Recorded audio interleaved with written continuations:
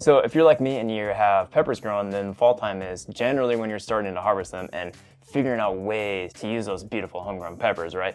Hot sauces are definitely my go-to. Today, the star of the show is this fig and Scotch bonnet hot sauce. I also have drawn some inspiration from a comment on a community post I did a couple weeks ago. That is a fall-inspired grilled cheese sandwich that goes amazing with this. More on that a little bit later, but first, we're gonna make this sauce. The beautiful thing about figs is they go incredibly well with the fall spices, right? That's cinnamon, that's nutmeg, that's clove, that's allspice, that is cardamom. Figs also take on spice really well too. So I have my homegrown Scotch bonnet peppers. If you never had a Scotch bonnet pepper, they're a lot like habaneros, but they're a little bit more fruity. Actually, I almost questioned whether or not these are real Scotch bonnet peppers. The package that I had said Scotch bonnet peppers, and basically this is what I ended up with. They're still spicy, they're still flavorful. They pair really well with the figs, and they also pair really well with all the spices, okay? So ingredients for this hot sauce, we have 16 figs. I'm gonna put in 2 of my homegrown Scotch bonnet peppers. I want a little bit more spice to it, so I'm gonna add in 2 habaneros as well. Figs go fantastic with those seasonal spices. I'm gonna do a cinnamon stick, I'm gonna do some caraway, and then I'm gonna put in a couple cloves, some black peppercorns, and then for the acidic base for it, I'm using rice vinegar. I love rice vinegar with figs. It's not super abrasive on the vinegar taste on it. Adds like a nice little acidic kind of sweetness to the sauce. It kind of helps balances everything out. Yeah, it's an amazing just rice vinegar. It's just a natural, not seasoned. It's just a normal rice vinegar. When you're working with fruits that are nice and delicate like a fig, you can add acidity to it, but it's not super abrasive on the vinegar flavor, if that makes sense. Yeah, I'm gonna toss in a little bit of this pink Himalayan salt as well. So salt's gonna help just kind of pull out flavors. It's gonna help round everything out. We may or may not need to add a little bit of raw sugar to it, but we're gonna make the sauce, let it cool slightly, and then give it a taste and then go from there. The sauce works best when it's not fermented because I don't wanna totally alleviate that natural sweetness that the figs have. I kind of want to incorporate that into the sauce, and I don't want to overwhelm the figs with lacto fermentation at this point. Okay, now, dude, first up, we're going to prep the peppers with the Scotch bonnets. They have thicker stem than a habanero, so I just barely cap it. All scraps gonna get put in the compost a little bit later. With the peppers, I'm just kind of have them. You can look on the insides of them. That's about it. Just to make sure that they're nice and fresh inside. That's good. That's a good amount of heat. You could put any kind of amount of peppers in there. You could definitely bulk up that spice if you want. You could use other kind of peppers. Other ones that work really good on there, I'm thinking like more on the fruity ones would be better. But you could do ghost peppers if you have some reapers in there. That would be freaking spectacular. Keeping things organized, man. You know, you have like a scrap bowl, you have the bowl that you're putting your ingredients in. Just keep things nice and clean and organized, nice seamless kind of flow in the kitchen, you know what I mean? Just makes it so much easier to execute, dude. Right now, we're just prepping the ingredients. I love how figs look on the inside, especially when they have that dark, like, ruby red color on the inside of them. They have like a drier, like, sensation on the palate, but they're sweet. It's such a interesting flavor that they have, but I love them. And I get very excited when I see them when they're finally available in the season. Another thing that I love about the sauce is that the prep work is so easy, dude. Figs are kind of expensive too, though, so you definitely want to make special recipes with them. This is definitely one of those recipes. Unless you're lucky enough to have like a fig tree, then that's awesome, but most of us don't.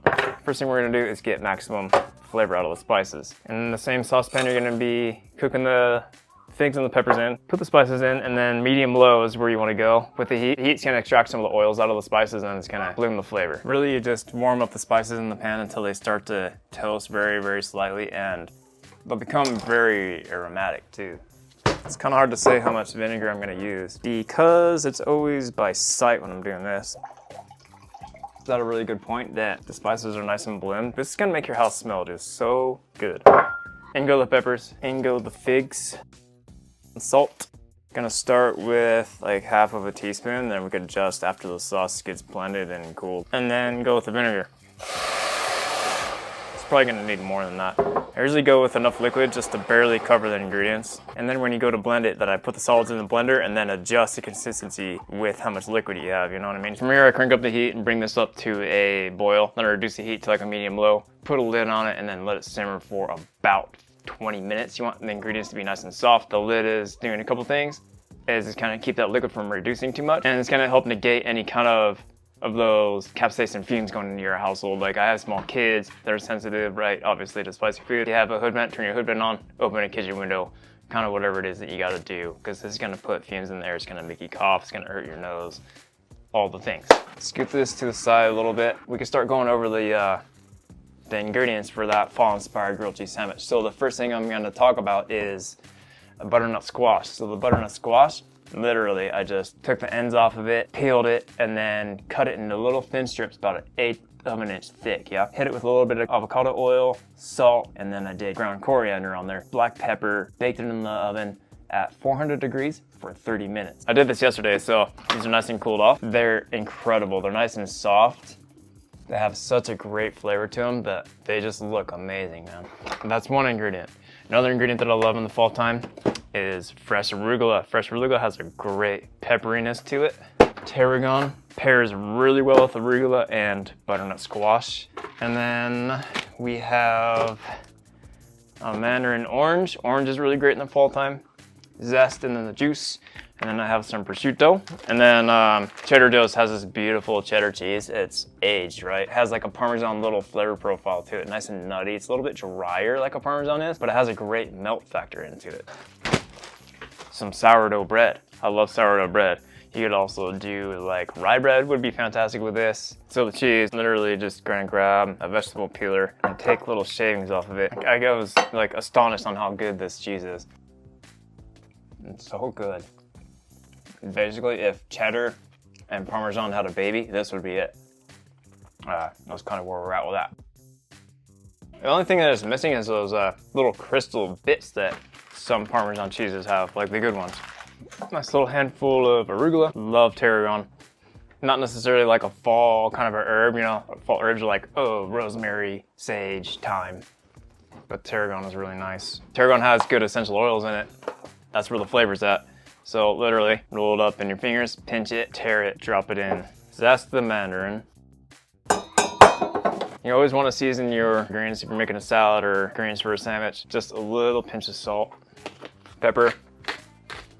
I'm gonna hold off on adding any kind of liquid to this because I don't want it to sog out the arugula. So we're gonna hold on until we assemble the sandwich. Ingredients are nice and soft. All the ingredients are gonna go into the blender. Well, except for that cinnamon stick, you wanna remove that. I don't wanna use all that liquid at first. I'm gonna get it blending and then we'll add the liquid as needed.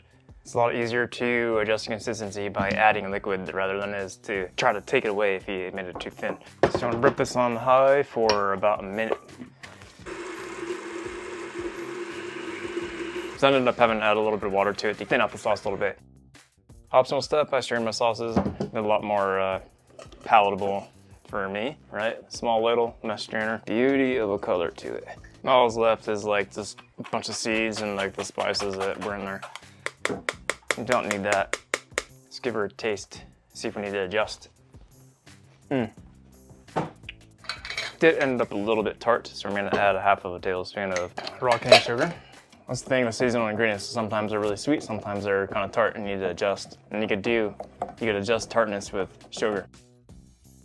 Wow, I said that's pretty damn perfect. Wow, sweet, spicy, delicious. The flavor on the figs are so good. Luckily, this is, I had another batch going, so we don't have to wait for that to cool. A couple of these center cuts of the sourdough. So as far as assembling this, I want to put the cheese down first. I'm gonna wait to hold off on putting the arugula until we melt the cheese and then we fold it into a Sammy. You know what I mean? Prosciutto is such a beautiful cut of meat. Roll it up, gonna give the sandwich a little bit of height to it. Makes it look nice. Some of this roasted butternut squash. Goat cheese would also be a really good one. I used goat cheese in my last recipe. That's kind of why I didn't go with goat cheese, but I'm glad I found this white cheddar because it has such a fantastic, just nutty flavor that really reminds me of the fall time. I tend to use goat cheese a lot in the fall time anyway, so this is kind of helped dull out the repetitiveness on that. I had my pan kind of preheating situation going on. Garlic infused oil right here in my fridge. Butter, a couple tablespoons. When I do grilled cheeses, I make sure there's plenty of fat in the bottom of the pan. It's gonna help just like caramelize those fats in the butter and go around the bottom of the Sammy. Go in with the bread. Perfect fit. Almost there. You don't want to rush it, man. You want to just let it take its time. Ooh, she's looking good. Cool. I think we're spot on this. So I'm going to take this off the heat, leave it in the pan so it stays warm.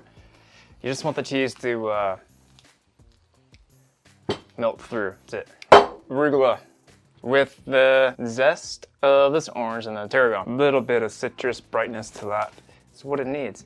And then this amazing fig hot sauce that we have. You just want it to have enough so it coats the arugula just evenly, right?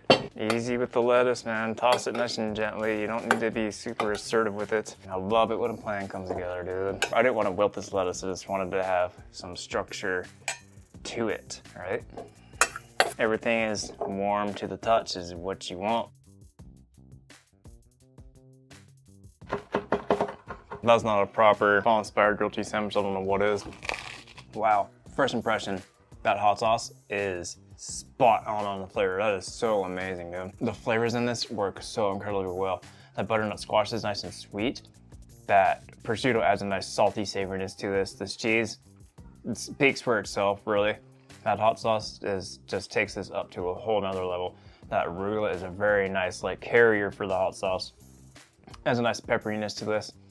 I mean, all around you got the sour, right? And you got spicy, you got sweet, you got salty, and you have savory. That hot sauce would be so good on so many things. You could make, I have a recipe on my blog, okay?